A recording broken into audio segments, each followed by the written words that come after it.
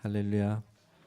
네, 오늘도 말씀과 함께 하루를 시작하는 여러분에게 하나님의 은혜 평강이 가득하실 주님의 이름으로 축복합니다.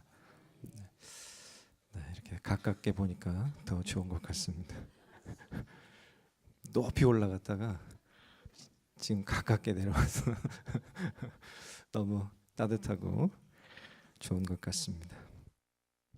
계속해서 우리가 요엘서를 함께 묵상하고 있습니다. 요엘서를 통해서 하나님께서 우리들에게 말씀하시는 것은 여호와의 날이 우리의 가까이 와 있다. 여호와의 날이 있다라고 하는 것에 대해서 얘기합니다. 심판이죠. 1장부터 3장까지 말씀 가운데서 계속해서 심판에 대해서 얘기합니다. 1장에서는 메뚜기 재앙을 중심으로, 그리고 2장에서는 역시 메뚜기 재앙에 대한 얘기지만 그것과 함께 또 이방 나라들로부터의 외적의 침입을 통한 심판에 대해서 얘기합니다. 그리고 오늘 본문이 속해 있는 3장에서는 최후 심판의 이미지, 요한계시록에 있는 최후 심판의 이미지를 함께 볼 수 있는, 그러니까 최후 심판에 대해서 얘기하고 있는 것을 볼 수가 있습니다. 중심 단어는 여호와의 날이죠. 오늘 본문에서도 여호와의 날에 어떠한 일들이 이루어지는지에 대해서 얘기합니다.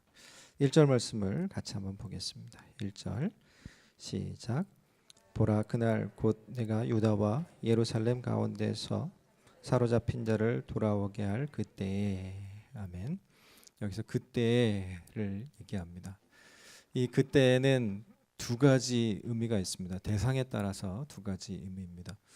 첫 번째는 이스라엘 백성들을 향해서 그때이고요. 또 하나는 외적 이방 나라, 침략하는 이방 나라들에 대한 또 그때입니다. 그날을 의미합니다. 그날에 있을 두 가지 일, 한 가지 일인데 두 가지 의미가 있는 일들이 벌어집니다. 그것은 구원과 심판을 함께 얘기하고 있는 것입니다. 1절 말씀에서 읽은 것처럼 사로잡힌 자를 돌아오게 할 때, 유다와 예루살렘 가운데서 사로잡혀 갔던 자들을 돌아오게 할 그때라고 합니다. 그날에 하나님께서 구원의 은혜를 베푸신다라고 하는 거죠. 그리고 그 반대로 심판에 대한 얘기도 있습니다. 누구를 향한 심판인가? 2절 말씀을 보면 같이 읽을까요? 시작. 내가 만국을 모아 데리고 여호사밧 골짜기에 내려가서 내 백성 곧 내 기업인 이스라엘을 위하여 거기에서 그들을 심문하리니 이는 그들이 이스라엘을 나라들 가운데 흩어버리고 나의 땅을 나누었음이라. 아멘. 만국을 모아 데리고, 만국에 대한 심판을 얘기합니다. 여기 본문에서는 신문이라고 표현을 하고 있는데요. 그 신문을 만국에 대해서 하겠다라고 그렇게 말씀하고 계십니다. 그런데 중요한 것은 우리가 초점을 이 심판받는 대상에만 맞추면 안 된다라고 하는 거죠. 더 중요한 것은 하나님이 이스라엘을 향해서, 우리를 향해서 어떻게 생각하고 계시냐라고 하는 것을 먼저 우리들이 감각을 갖고 있어야 됩니다. 2절 말씀에 본 것처럼 내 백성, 그리고 내 기업, 그리고 나의 땅이라고 이스라엘에 대해서 우리를 대해서 하나님께서 그렇게 생각하시고 또 그렇게 표현하고 계십니다. 내 백성이고 내 기업이고 또 나의 땅이다라고 이스라엘을 향해서 그렇게 말씀하고 있습니다. 그 이스라엘을 위해서 만국을 심문하겠다라고 말씀하고 계시니 얼마나 큰 위로가 되는지 모르겠습니다. 하나님께서 저와 여러분을 자기의 백성, 당신의 소유, 또 당신의 기업, 당신의 땅으로 생각하시는 줄 믿으십니까? 굉장히 큰 축복입니다. 하나님께서 우리를 향해서 너의 기업은 하나님 자신이다, 아브라함을 향해서 얘기했던 것처럼 동일하게 우리들에게도 말씀하고 계십니다. 우리를 향해서 우리가 당신의 기업인 것처럼 또 역시 하나님이 우리의 기업이다라고 하는 사실은 정말 끊을래야 끊을 수 없는, 정말 하나님께서 우리를 깊이 생각하시고 또 우리를 위하고 계시다라고 하는 것에 대해서 분명히 알 수가 있습니다. 자, 시편 9편 말씀을 전해 보았었는데요. 시편 9편 말씀에서도 시인은 이렇게 얘기합니다. 하나님에 대한 이미지를 재판관, 그리고 또 자기를 변론해 주는 변호사, 또 피난처, 또 그리고 보수자로서의 이미지를 하나님에 대해서 묘사를 하고 있습니다. 그와 같은 하나님께서 오늘 본문에서도 역시 만국에 대한 심판하는 사람, 만국에 대해서 신문하시는 재판관으로 서 있는 것을 보게 됩니다. 자, 그렇다면 이 만국이 왜 신문을 받고 심판을 받게 되었을까요? 그 이유들을 살펴보면 2절 말씀에서 읽은 것처럼 2절 하반절 말씀에 보니까 그들을 신문하리니 이는 그들이 이스라엘을 나라들 가운데 흩어버리고,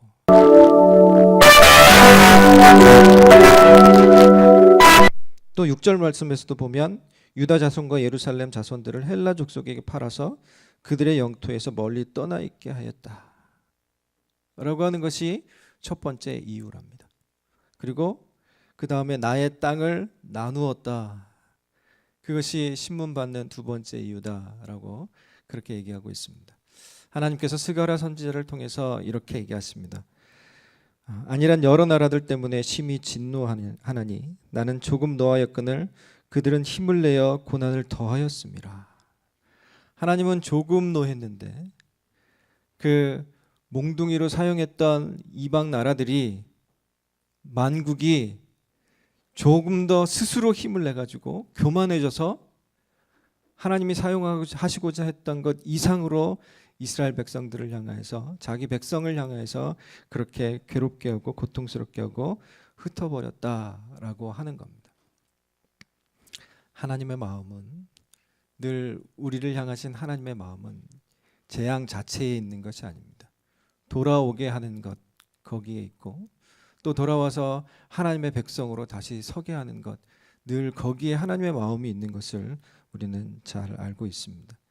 그렇기 때문에 이 이방 나라들이 심판받는 그 이유에 대해서 알 때 그것을 인해서 쌤통이다 라고 생각할 것이 아니라, 그것을 통하여서 우리들을 향해서 말씀하시고자 하는 것은 경계받아서 다시 하나님께로 돌아와 하나님 백성답게 다시 서는 것, 거기에 있다라고 하는 것을 기억하기를 원합니다.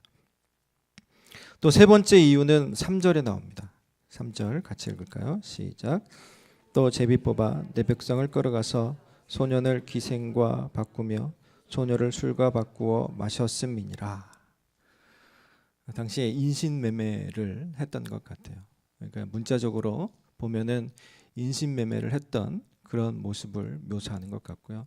조금 더 영적으로 생각해 보았습니다. 영적으로 생각해 보니까 이들을 쾌락과 향락, 그리고 우상 숭배 가운데 들어가도록 밀어 넣었다라고 하는 그런 의미로 해석할 수도 있을 것 같습니다. 왜냐하면 5절 말씀을 보면 곧 너희가 내 은과 금을 빼앗고 나의 진귀한 보물을 너희 신전으로 가져갔으며 라고 하는 거죠. 하나님의 것을, 하나님의 죄물을, 하나님의 사람들을 끌어다가 우상의 신전에다가 갖다 놓았고, 거기에서 우상 숭배하는 일들이, 우상에게 제사하는 일들이 벌어질 수밖에 없도록 그렇게 만들어 놓았다라고 하는 거죠. 이러한 이유들로 인해서 이 만국은 신문을 받고 심판을 받을 수밖에 없는 그런 상황 속에 놓였다라고 하는 겁니다. 처음에 시작할 때 이날에 이루어지는 이 일은 그들에게는, 만국에는 심판이지만 우리에게는 무엇이라고 했습니까? 구원이죠. 구원.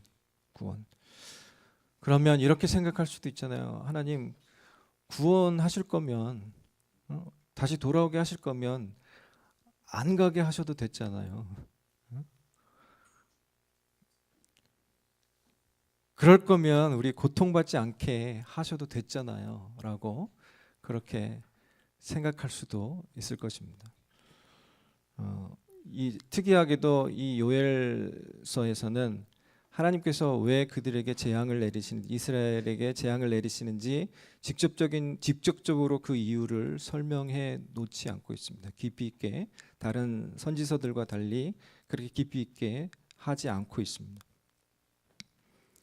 그래서 이제 보편적으로 좀 한번 생각해 보았습니다. 그렇다면 왜 이러한 일들이 이루어지는 걸까? 이 구원이라고 하는 말에 대해서 다시 생각해 보았습니다.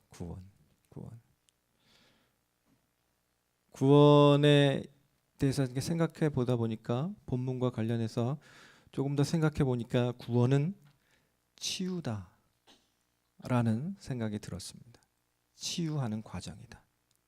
치유되어지는 과정이다. 그렇죠. 우리가 분명히 하나님 앞에서 가져야 할 선의 개념과 하나님께 대해서 예배드리는 감각이나 또 하나님의 말씀을 가지고 살아가는 삶의 모습이나 그러한 것들이 바르게 있어야 했음에도 불구하고 그러지 못했기 때문에 이스라엘 백성들이 이 고통과 고난 가운데로 들어갈 수밖에 없었던 거죠. C.S. 루이스는 피조물에게 합당한 선은 자신을 창조자에게 양도하는 것이다 라고 말했습니다. 네, 저도 읽으면서 이게 도대체 무슨 말인가 생각을 했는데 그 밑에 이렇게 또 표현을 해놨더라고요. 자신에게도 기쁨을 주고 창조자에게도 기쁨을 드리는 순종을 통해 그가 주신 의지에게로 완벽하게 돌려드리는 것. 이 말도 또 어렵더라고요. 그래서 이게 생각해 보니까 우리가 기뻐하고 하나님이 기뻐하실 만한 그런 순종을 통해서 하나님의 뜻을 이루어드리는 것, 그것이 바로 우리에게 있어서의 최선의 선이다라고 하는 그런 의미로 생각했습니다. 거기에 천국이 있는 것이고요. 그 안에 성령 충만의 역사가 있는 것이다. 그리고 그 일들이 이루어지기 위해서 마땅히 우리 가운데 성령 충만이 있어야 한다라고 하는 것을 그렇게 생각해 보았습니다. 그렇죠. 그런데 이러한 일들이 하나님이 기뻐하시지도 않고 또 내가 실제적으로 정말 온 마음 다해서 기뻐하지도 않는 그 일들 때문에 하나님이 선하다 여기시는, 하나님이 내 뜻이 여기 있다라고 하시는 그것을 이루어드리지 않고 자기 마음대로 살다가 그 고통과 고난 가운데로 어떻게 보면 이 메뚜기와 황충이 다 먹어버리는 것 같은 그런 상황 속으로 우리가 들어가게 되었을지도 모른다라고 하는 겁니다. 그러나 그럼에도 불구하고 하나님의 마음은 거기에 머물러 있게, 심판의 자리에 당신의 백성이 머물러 있도록 만들어 두시는 것, 거기에 목적이 있는 것이 아니라 거기에 갔지만 다시 돌아오게 하는 것, 거기에 목적이 있다라고 하는 것을 우리가 분명히 기억해야만 합니다. 우리가 이 요한일서 2장 말씀을 읽는 중에, 묵상하는 중에 13절에 너희가 옷을 찢지 말고 무엇을 찢으라? 마음을 찢으라 하신 주님의 말씀을 듣고 마음의 찔림을 받기도 했습니다. 네, 여러분 엊그저께 그 말씀을 묵상하시고 그저께 어제를 살면서 마음을 찢으면서 살으신 줄로 믿습니다. 네, 목소리가 작으신데 사실 옷을 찢는 것과 마음을 찢는 것 중에 어떤 것이 더 어려울까요? 마음을 찢는 게 더 어렵죠? 그런가요? 저는 마음을 찢는 게 더 쉬운 것 같은데. 사람들 많은데 서서 혼자 이 옷을 찢어버리면 그거 미친놈이라는 소리 들으니까 못할 것 같은데. 마음을 찢었다라고 하는 것은 사람들한테 보이기 위해서는 말로 나 마음을 찢었어라고 얘기해버리면 되잖아요. 네. 그러나 진짜 마음을 찢는다라고 하는 것은 옷을 찢는 것처럼 겉으로 드러나진 않지만 이 마음을 찢는 그것이 그 당장에는 확인할 수 없지만 그 마음을 찢은 결과가 열매로 나타나는 것을 보면 이 사람이 마음을 찢었는지 안 찢었는지를 알 수 있는 거죠. 그것과 같습니다. 우리가 심판의 자리에 머물렀을 때, 고통의 자리에 들어갈 수밖에 없었을 때 우리가 기도해야 할 것이 무엇인가에 대해서 생각해야만 합니다. 하나님 이 고통만 떠나게 해주십시오. 이 고통만 없애주십시오라고 기도할 것이 아니라 이 고통을 통해서 하나님께서 내게 말씀하시는 것이 무엇입니까? 그것을 알게 하시고 근본적인 치유가 내 속에서 일어날 수 있도록, 근본적인 치유가 내 삶 가운데서 나타날 수 있도록, 근본적인 치유가 우리 공동체 가운데서 나타날 수 있도록 하나님이 인도해 주십시오 라고 기도하는 것이 맞다라고 하는 겁니다. 그렇죠. 우리가 이 뭔가 치료하는 과정이 굉장히 힘들고 어렵습니다. 고통스럽습니다. 그렇지만 치료해야만 합니다. 우리가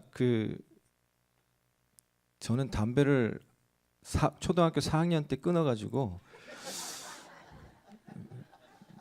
네, 저희 아버지가 가지고 있던 담배를 몰래 하나 꺼내가지고 말아보니까 이 목이 꽉 막히고 죽을 것 같아서 이거를 왜 피나 해가지고 그 뒤로 다시는 담배를 안 피고 끊었는데요. 이 담배를 끊는 고통도 굉장히 힘들다 그러더라고요. 장로님 그런가요? 네. 안 펴보신 분한테 물어봐가지고 죄송합니다. 그렇다 그러더라고요. 우리 가운데 질병이 있다라고 하는 것을 확인했을 때 그것을 치료하는 과정이 굉장히 고통스럽고 힘듭니다. 그렇죠? 우리가 어르신들 당뇨가 생겼을 때 제일 힘든 게 뭐예요? 먹는 거 맘대로 못 먹는 거. 예? 식이요법 하는 거. 그게 제일 힘들잖아요.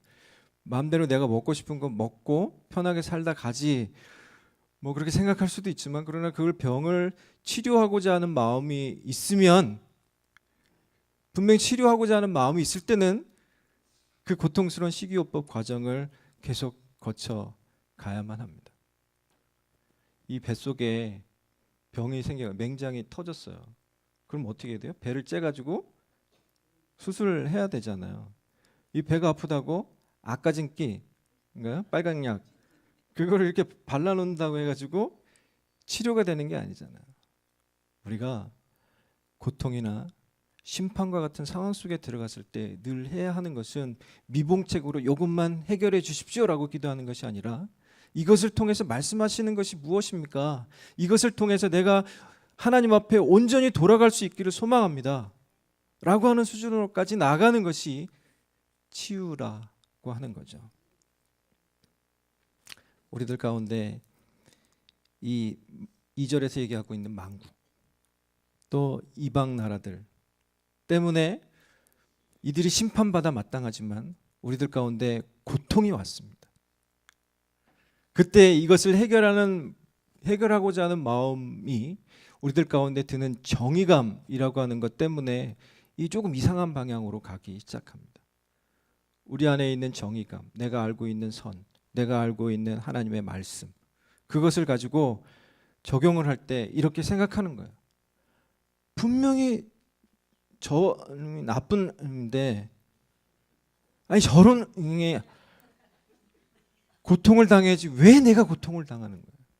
왜 나 같은 사람이 고통을 당하는 거야라고 하는 그런 식으로 평가하고 판단하고, 그리고 그것을 통해서 심판은 그렇게 이루어져야 된다라고 접근하는 경향이 우리들 속에 있습니다. 그렇지만 진짜로 하나님께서 우리들에게 이 심판에 대해서 얘기하고 또 이 여호와의 날에 대해서 얘기하시는 그 이유를 우리가 분명히 안다라고 하면, 하나님 앞에서 그날에 내가 구원받은 백성으로 머물러 있을 수 있도록 하나님 경각심을 갖게 해주십시오, 깨닫게 해주십시오 라고 하는 것이 먼저 나와야 한다라고 하는 거죠. 심판은 누구에게 속했습니까? 하나님께 속한 거예요.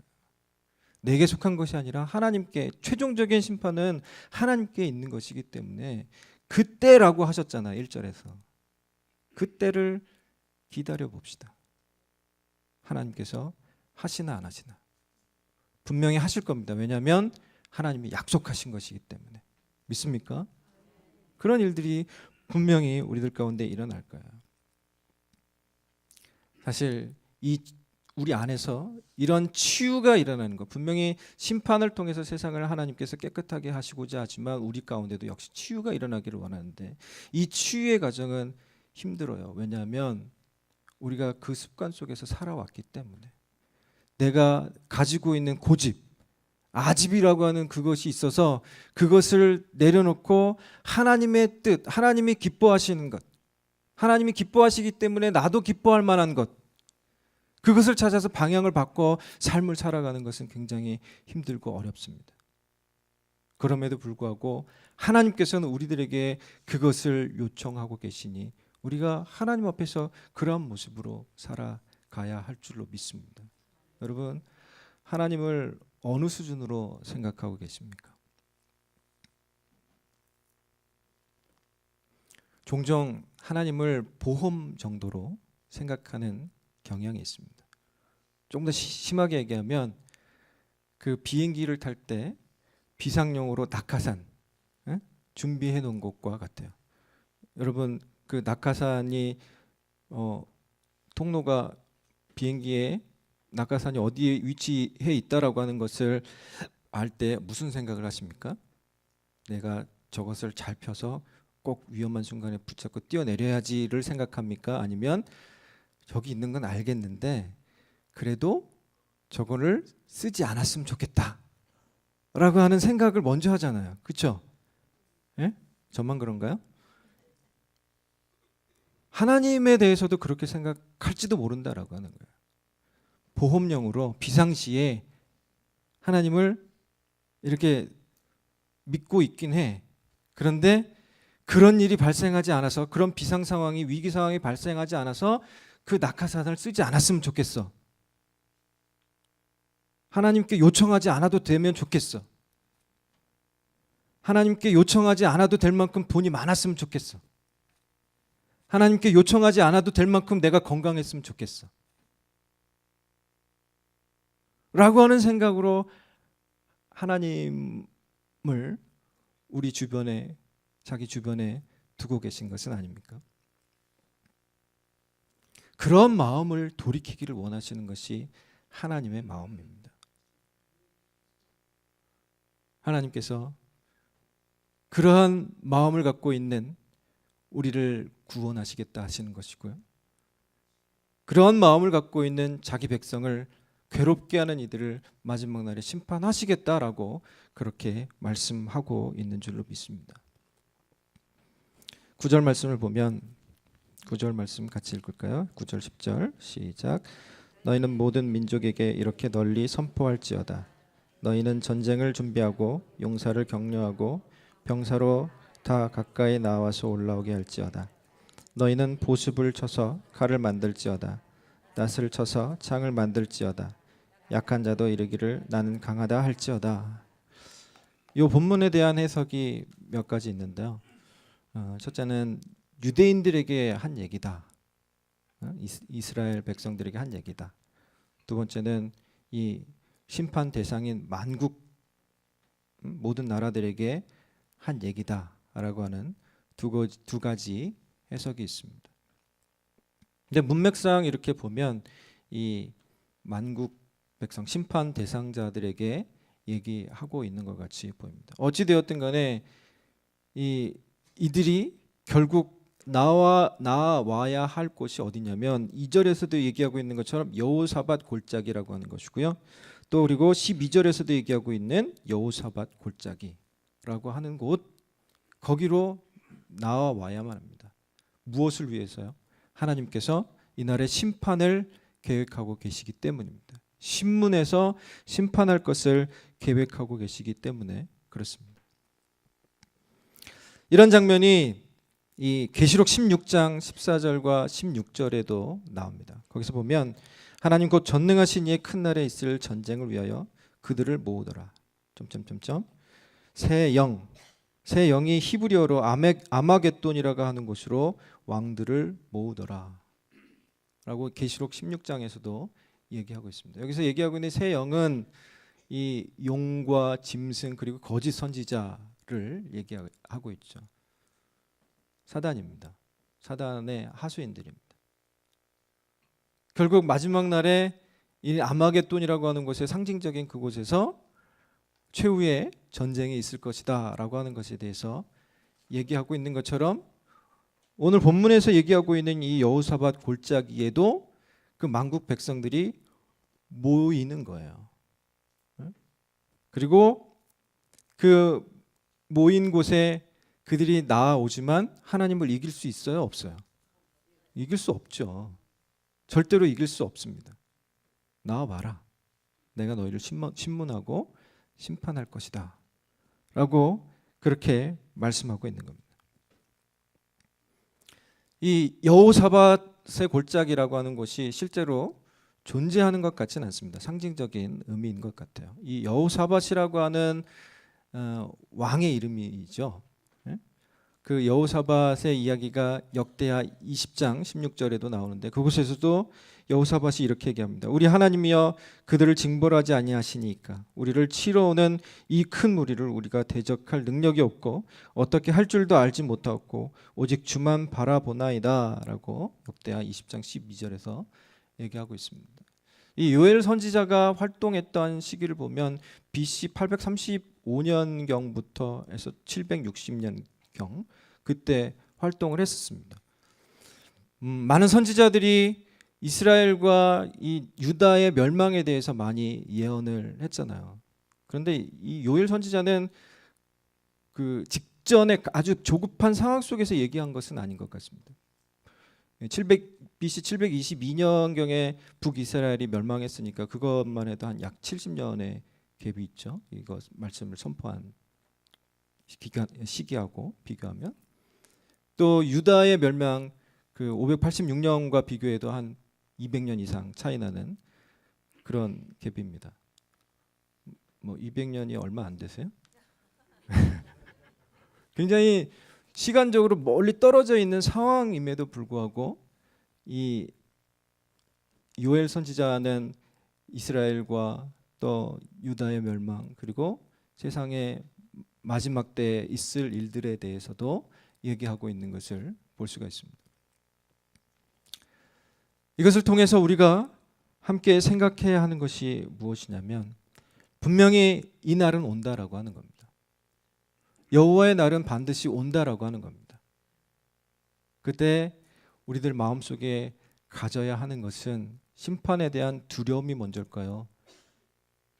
심판에도 불구하고 하나님께서 구원하신다라고 하는 것에 대한 기쁨이 먼저일까요? 너무 어려운 질문인가요? 하나님이 여러분을 1시간도 24시간 내내 쉬지 않고 바라보고 계시다라고 하는 그 얘기를 들을 때 여러분은 어떤 느낌이 드십니까? 두려움이 먼저 옵니까? 안전함이 먼저 옵니까? 하나님은 여러분의 안전을 위해서 24시간 불꽃 같은 눈동자로 이렇게 지켜보고 계신데 하나님이 쳐다보는 게 두렵고 떨리기만 하다라고 하면 우리들 마음 가운데 있는 이 스스로 가지고 있는 정의감 그런 것들이 먼저 작용하는 것인지도 몰라요. 그렇기 때문에 이 구원과 심판에 대해서 얘기할 그 날에 대한 우리가 이 감각을 가질 때는 기대감, 기다림 그것이 먼저 있어야 할 것이고요. 그것을 통하여서 세상 가운데 하나님께서 펼쳐 보이실 것이 무엇인가에 대한 그런 기대감이 함께 있어야 할 줄로 믿습니다.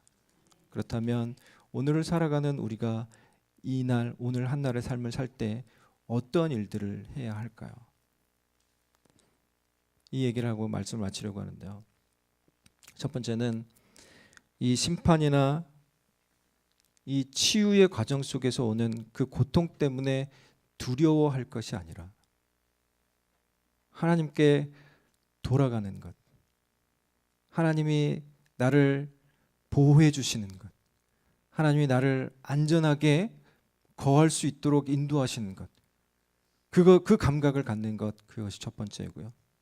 두 번째는 9절에서 이게 얘기하고 있는 것처럼 너희는 모든 민족에게 이렇게 널리 선포할지어다. 이게 유대인을 향한 말이라면 세상을 향해서 선포하는 일들이 먼저 되어야 할 줄로 믿습니다.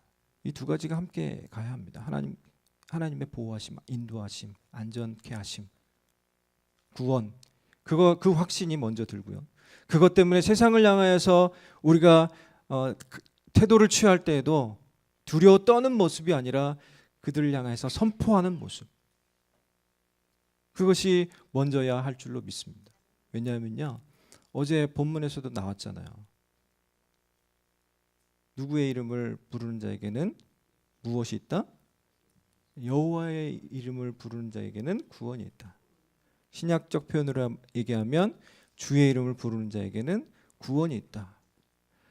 하나님께서 몰래 가만히 숨죽여 사자처럼, 먹잇감을 노리는 사자처럼 숨죽여 이렇게 기다리고 있다가 먹이가 지나가면 확 달려들듯이 그렇게 심판해버리면 될 것을 왜 심판에 대해서 쭉 장황하게 설명을 해놓을 걸까요? 나의 백성들아 돌아와라. 또이지만 심판의 대상인 이방 나라들아, 만국 백성들아 너희도 돌아와라 라고 하는 그런 의미로, 그런 의도로 하나님께서 이 말씀을 기록해 놓고 계시다라고 하는 겁니다. 그렇기 때문에 우리 안에 가져야 할 이 두 가지 태도, 이 치유의 과정 속에 오는 고통, 그럼에도 불구하고 하나님이 우리를 안전을 보장하시고 구원을 보장하신다라고 하는 것, 그리고 세상을 향해서도 우리들을 향해서 하나님께서 그런 마음을 가지시는 것처럼 세상에 죽어가는 영혼들을 향해서도 동일하게 그런 태도로서 얘기하고 선포하는 것, 그 두 가지가 함께 있어야 할 것이고 오늘을 살아가는 우리들의 삶 가운데 실제적으로 현실적으로 나타나는 그런 삶의 모습이 있기를 간절히 소망하고 축복합니다. 하나님 감사합니다. 이 아침에도 하나님께서 우리를 사랑하셔서 우리를 불러주시고 우리에게 말씀하실 때 심판을 얘기하시지만 그럼에도 불구하고 그 안에 구원이 담겨 있는 것을 알게 하시고 그 구원이 세상 모든 민족을 향하여서 하나님께서 가지신 소망인 것을 또 알게 하시니 감사합니다. 그 하나님이 기뻐하시는 뜻, 우리의 뜻이 되게 하여 주시고 하나님 기뻐하시는 그것을 세상 가운데에서 펼쳐 보여 하나님 앞에 올려드리는 귀한 역사가 우리들 가운데 나타나도록 하나님 인도하여 주시옵소서. 주께서 함께 하시니 감사드리며 예수님 이름으로 기도드리옵나이다. 아멘.